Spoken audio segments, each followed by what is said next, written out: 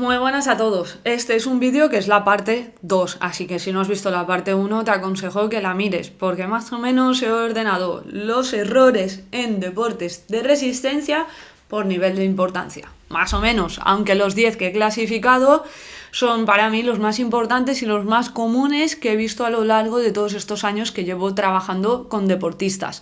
Pero sobre todo este último mes, con los deportistas que habéis entrado en el programa Alimenta tu Meta, he ido apuntándome los errores que he visto que suelen aparecer, ¿vale? Y son más comunes, y por eso he preparado este vídeo, para poder ayudar a un mayor número de personas, ¿vale?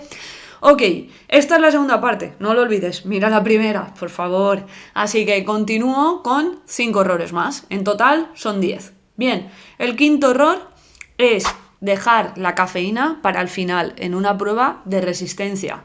Este es un error bastante típico y bastante común, ¿vale?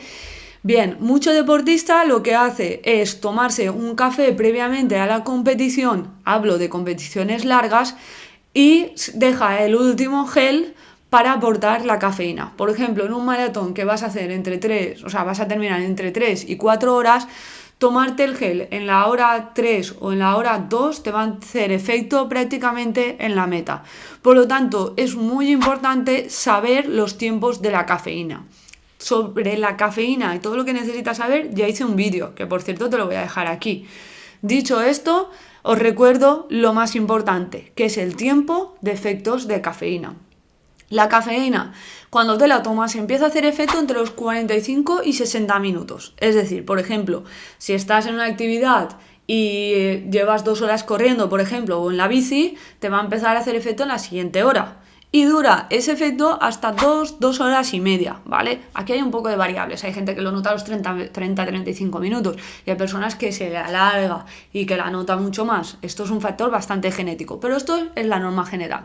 Entonces, mi recomendación suele ser que si aportas cafeína en el desayuno, que luego vayas aportándola de forma constante, cada hora y media o cada 2 horas aproximadamente. La cantidad va a depender de la tolerancia que tú tengas. Decimos que una media de 200 miligramos por hora, pero, es muy importante pero, en pruebas de muy larga duración, es decir, pruebas de 6, 9 horas, etc., no deberías ir aportando 200 miligramos cada hora y media o cada 2 horas. Aquí sí que es importante no consumirla al principio, incluso antes de la actividad, y dejar para el final esas dosis, por ejemplo, para las últimas 4 horas o 5 horas de la actividad. Por ejemplo, tengo un deportista que vino conmigo hace unos meses y va a preparar el Canal de la Mancha a nado, son 17 horas nadando. Hemos pautado las últimas 7 horas con cafeína, ¿vale? Entonces, este es un punto bastante importante y la cafeína hay que saber cómo distribuirla, y esto se tiene que entrenar y probar. El séptimo error, el segundo de este vídeo, es no medir el sodio. El sodio se dice que debemos aportar entre 400 y 800 miligramos por hora. Va a depender mucho de la tasa de sudoración. Cuanto mayor tasa de sudoración, mayor necesidad de sodio, porque estamos perdiendo más líquido y con ese líquido se pierde sodio. Es importante leer los etiquetados para saber qué cantidad de sodio tienen los geles, el isotónico, las cápsulas de sales, etc. Y saber cuánto estamos aportando por hora. Para mí la prioridad es la siguiente. Vamos a aportar primero bebida isotónica. Con esa bebida isotónica, en función de tu tasa de sudoración, iremos aportando agua, hidrato de carbono y sodio. Una vez sepamos tu tasa de sudoración y sepamos cuánto isotónico vas a estar bebiendo por hora, decidimos si añadimos geles, barritas u otro suplemento.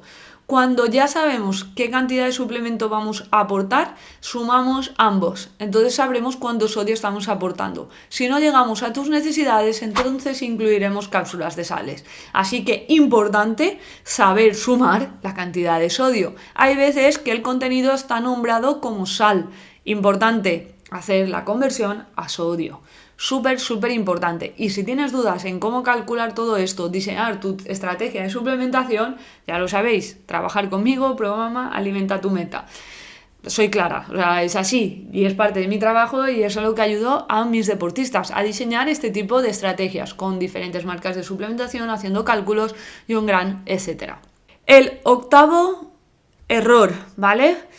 Utilizar suplementación de los avituallamientos. ¿Vale? Aquí hablamos en concreto de pruebas más largas. Hay avituallamientos que sí pueden ser ok, pero la mayoría de los casos no. Es importante saber qué marca van a utilizar en el Ironman que vas a realizar, en el half, en la cicloturista, en la quebrantahuesos, en cualquier prueba, ¿vale? Y si esa suplementación no cumple con las características, ya me habéis oído hablar un montón de las características que deben de cumplir, en ese caso debes de llevar tú la suplementación, ¿vale? Hay millones de maneras de llevarlo. Bolsitas de film para aportar el isotónico, ¿vale? Para aportar la maltodextrina fructosa junto con sodio, ¿vale? O el isotónico ya preparado, puedes hacerlo casero o no. Puedes llevar geles, puedes llevar barritas. En el caso de ciclismo, pues eso, las barritas o incluso sólidos, como es dulce de guayaba, barritas de diferentes marcas, etcétera, ¿vale? Entonces, súper importante este aspecto.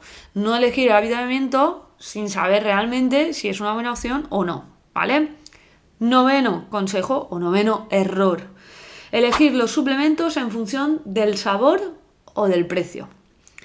La suplementación. Sabéis que el mayor número de vídeos que realizo en este canal es sobre suplementación deportiva. ¿Por qué? Porque es uno de los mayores errores que veo entre mis deportistas, que es una mala elección de suplementos.